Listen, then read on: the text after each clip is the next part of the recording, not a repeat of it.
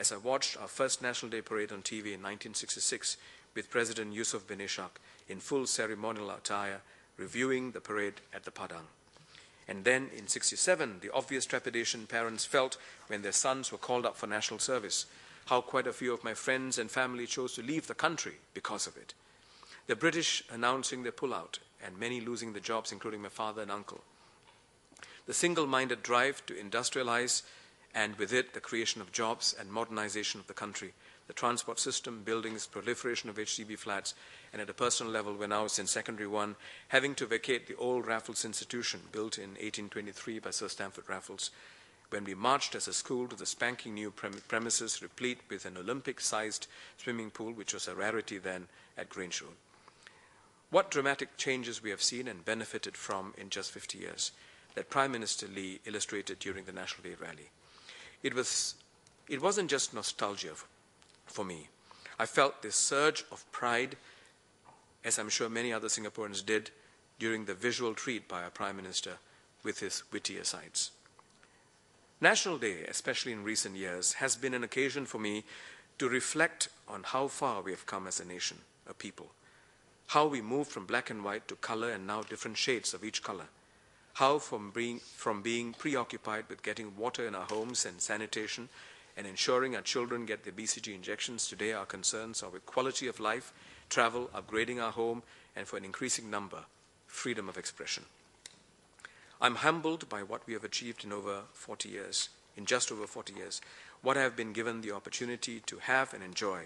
While lapping up the comforts of the day, how could we forget the journey here, the tough and rough corners we had to negotiate?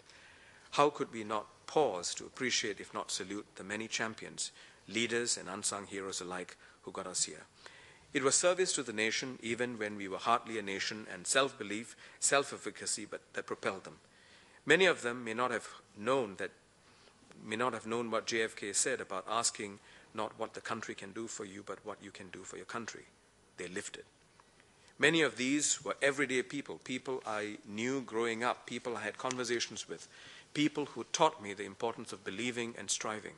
I understood the meaning of being a citizen from these unschooled stalwarts. Citizenship is not a concept. It is something you live, breathe, and feel deeply. For this reason, I believe it is futile for us to talk in technical or legalistic terms about citizenship, rights, obligations, fairness. Just as it would be odd to talk about rights and obligations as a son or daughter when it comes to protecting our parents and our family, in my view, it does not make much sense for us to ask why, as citizens, we should serve our country.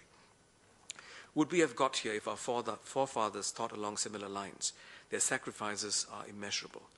For this reason, as a citizen and national serviceman, I say, let's drop the term national service liability.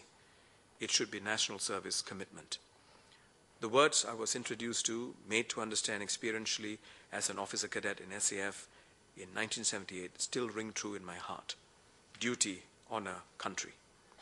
If this is how a citizen ought to feel, unqualified commitment to country, what then is the duty of the country to us? Citizens should be made to feel our commitment is appreciated and not taken for granted. Rewards and privileges must be significant and discernible, and accorded without being asked for. Until recently, the only differentiator was that citizens could vote during elections, something that many hardly see as a privilege given the one-party dominance in local politics and the fact that about half the wards are not contested in a general election. Recently, there has been some effort in drawing a clearer distinction between citizens and PRs in healthcare, for example. But this is not enough. Many Singaporeans I've spoken to still feel that they are taken for granted. Yes, we see the need to augment our resources by bringing in foreign talent for economic reasons primarily.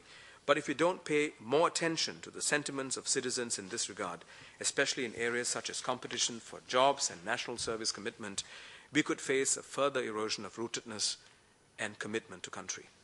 The consequences of this should be evident.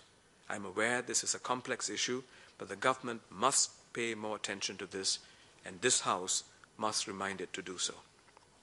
The country, through the government, is also expected to be accountable to citizens, and this accountability must be visible. People's views and concerns must be sought and heard and acted upon where necessary. Where the government cannot address citizens' views and concerns, it must explain the reasons. Yes, this may be tedious and at times could slow things down for government, but it must be done. Similarly, when citizens challenge the government on issues and policies, the response needs to come across as being sincere and not unduly robust and intimidating on the one hand, and callous and cavalier on the other. Citizenship also comes with the right to expressing views and concerns without fear of reprisal. The climate of fear that loomed large right up to the late 80s is not so evident today, but I still come across people who say they are afraid to speak up on matters they feel strongly about because they are afraid of consequences. Half in jest, they point to the sprinkler sensors and ask if they are indeed sprinklers, but only half in jest. The government has come some way with actions to ameliorate this concern, but I feel more can be done, because a climate of fear, no matter how mild, can erode our sense of ownership and affect rootedness. The government should be happy when people rise to state why they disagree with policies, even if it's conveyed as robustly as the government's own usual responses to the people. It shows that we care. Where you see anger, you are likely to find passion and commitment. The government can afford to chill more and be less thin-skinned. There is a distinct difference between being pro-Singapore and anti-government. In this regard, the social contract between the government and the people established in the 1960s needs to be better tailored to suit the higher level needs of citizens today. The government must address this better and faster, not as a tactical consideration to extend the longevity of rule, but because it is simply the right thing to do. It is not a legal, but a moral imperative. Mr. Speaker, sir, the second tenet of the pledge is that we strive to become a united people regardless of race, language, or religion. We live in a pluralistic world, people with diverse backgrounds, interests, beliefs, and goals. It is challenging to unite people, but we cannot and should not give up the belief that we can build a collective reflex. This reflex is not a function of economics or material goals, but built on a deep belief system that all of us, regardless of our station in life, can relate to. It is more than a shared interest. It has to be a core belief that we share that connects with our sense of self, our worth, identity, our aspirations. It must make us feel good about ourselves as a people, knowing that it is unique to us. It has to have the power to transcend the social, political, and economic differences amongst us. To find what this core belief is, we need to go beyond the obvious, beyond the formulaic prescriptions that may have worked before. We need to move from the what we do and do well paradigm towards addressing the question, what do we stand for as a people?